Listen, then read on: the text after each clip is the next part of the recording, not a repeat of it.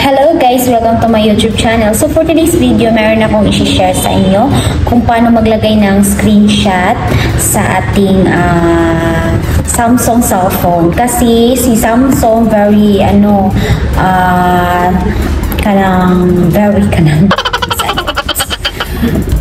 natatago po yung screenshot niya. Kaya nung una, hindi ko nakita yung screenshot ng cellphone ko. Kaya parang masusuko na ako. Oh my God! Wow! Kaya yun, pinakailaman kong settings niya, lahat-lahat pinakailaman ko. Kaya yun, nakita ko ang kanyang screenshot. Kaya ngayon, ituturo ko sa inyo kung paano. Sa hindi pa po nakasubscribe ng aking YouTube channel, don't forget to subscribe and click the notification bell para updated kayo sa aking video ina-upload. Thank you! So ngayon guys, simulan na natin. Punta lang po tayo sa ating settings sa cellphone. And then makikita nyo ito.